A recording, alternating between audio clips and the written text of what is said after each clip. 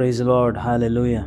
ప్రియమైన సహోదరులారా, మన ప్రభువైన యేసుక్రీస్తు నామంలో మీ అందరికీ శుభాలు. మనము ఇవాళటి రాప్సోడీ ఆఫ్ రియాలిటీస్ని కలిసి ధ్యానించు.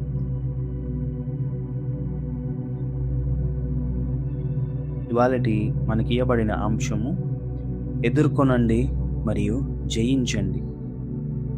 ఇవాళ మనకి 26 ఆగస్ట్ 2026.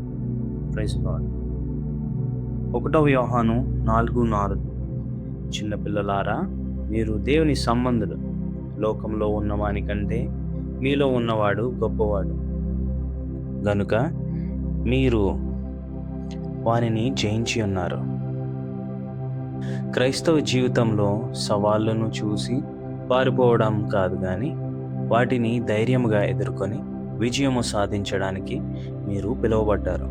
క్రైస్తవులుగా మారిన తరువాత జీవితం పూర్తిగా సవాళ్ళు లేనిదిగా ఉండాలని చాలామంది భావిస్తారు.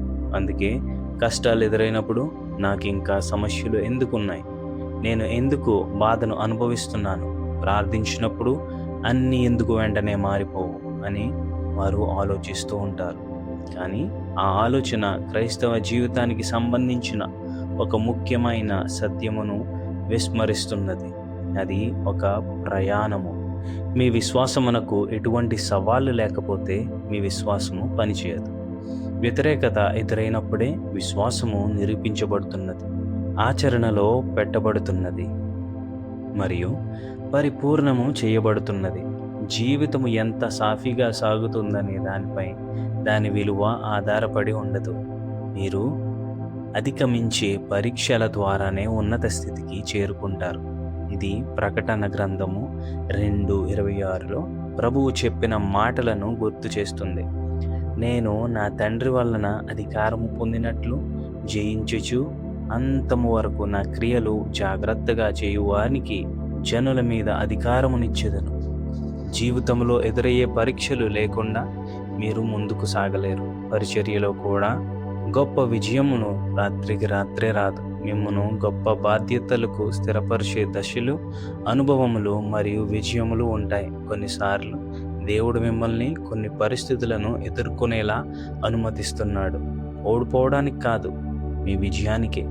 మీరు విజయము సాధిస్తారని ఆయనకు తెలుసు. ఎందుకంటే మీలో ఆయన ఏమి ఉంచాడో ఆయనకు తెలుసు. మీరు గెలిచినప్పుడు మరింత గొప్ప విషయముల కొరకు మీరు సిద్ధపరచబడతారు. అదే దైవిక విధానము. కాబట్టి ఒత్తిడికి లోనైనా కృంగిపోవద్దు, భయానికి లేదా నిరాశకు లోబడవద్దు. దృఢంగా నిలబడండి. పౌలు వలె ఇలా ప్రకటించండి: నా ప్రాణమును నాకెంత మాత్రమును ప్రియమైనదిగా ఎంచుకొనడం లేదు. అపోస్తుల కార్యములు 20:24. మనము వీటన్నిటిలో అత్యధిక విజయం పొందుచున్నాము. రోమీయులకు 8:37. శత్రువు ముఖములోనికి సూటిగా చూస్తూ ఇలా ప్రకటించడము నేర్చుకోండి: నువ్వు ఏమి చేసినా సరే, క్రీస్తు యేసులో నేను విజేతను. లోకంలో ఉన్న వాటి కంటే నాలో ఉన్నవాడు గొప్పవాడు. మీరు దేన్ని ఎదుర్కొంటున్నారనేది ముఖ్యమైనది కాదు. మీ ఆత్మలో దేవుని ఆదరణ మరియు పరిశుద్ధాత్మ యొక్క ఓదార్పు మీకు ఎప్పుడూ ఉన్నాయి. ప్రతి సవాలు కూడా మీరు విజయం సాధించడానికి ఒక అవకాశమని ఎరిగి ముందుకు సాగి గెలవమని ఆయన మీకు నిరంతరము గుర్తు చేస్తుంటారు.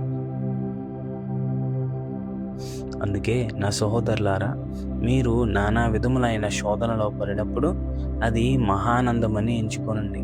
యాకోబు 1:2-3 అని ఆయన చెప్పడంలో ఆశ్చర్యం లేదు. ప్రియమైన సహోదరులారా, మీరు ఈ వాక్యాన్ని విన్నారు కదా. ఇది అనేకులకు ఎంతో ఊరటనిస్తుంది. దేవుని వాక్యం మనకు తెలుసు కదా, మన ఆత్మీయ నేత్రాలు తెరవబడేలా చేస్తుంది. దేవుని వాక్యము మనల్ని సరిదిద్దుతుంది, సరైన మార్గంలో కూడా నడిపిస్తుంది. దీన్ని బట్టి మనము తండ్రికి ఎప్పుడూ కృతజ్ఞతాస్తుతులు తెలియజేయాలి. ప్రియమైన సహోదరులారా, మీ జీవితంలో ఇప్పుడు మీరు ఎదుర్కొంటున్నటువంటి ఏ కష్టమైనా సరే, ఏ శోధనైనా సరే, మీరు ఇప్పుడే విన్నారు కదా, యాకోబు 1:2-3 నా సహోదరులారా, మీరు నానా విధములైన శోధనలో పడినప్పుడు అది మహా ఆనందమని ఎంచుకోండి అని మన అపోస్తలులు చెప్పారు కదా. సో ప్రియమైన సహోదరులారా, మీ జీవితంలో ఇప్పుడు ఎదుర్కొనే సమస్యలు కానీ, బాధలు కానీ, ఇబ్బందులు కానీ, పరిస్థితులు కానీ ఏదైనా సరే అది కొంత మట్టుకు మాత్రమే. కానీ ఈ యొక్క పరిస్థితిలో, ఈ యొక్క ప్రయాణంలో మీరు నిలవబడాల్సింది దేవుని వాక్యం పైన. మీరు ప్రస్తుతం ఎదుర్కొంటున్నటువంటి పరిస్థితులు, సిచ్యువేషన్స్ పైన రాబోవు మీ యొక్క గొప్ప దినాన్ని గురించి ప్రవచనం చేయండి. మీ యొక్క గొప్ప విశ్వాసాన్ని ఈ స్థితిలో నుండే, ఈ పరిస్థితుల్లో నుంచి మీరు బలపరుచుకోండి. ప్రభువు నామముకు మహిమ కలుగును గాక. ప్రియులారా, అయితే నాతో కలిసి ప్రార్థన చేయండి. ప్రార్థన. ప్రియమైన తండ్రి, క్రీస్తు సేవలో నాకు అనుగ్రహించిన విజయమును బట్టి మీకు కృతజ్ఞతలు తెలుపుతున్నాను. నేను విశ్వాసములో దృఢంగా నిలబడి మీ వాక్యమును ధైర్యముగా ప్రకటిస్తున్నాను. పరిస్థితులకు లొంగిపోవడానికి నేను నిరాకరిస్తున్నాను. ఎందుకంటే లోకములో ఉన్నవాటి కంటే నాలో ఉన్నవాడు గొప్పవాడు. ఈరోజు నేను బలము, ఆధిపత్యము మరియు శక్తితో నడుస్తున్నాను. యేసు నామములో ఆమేన్.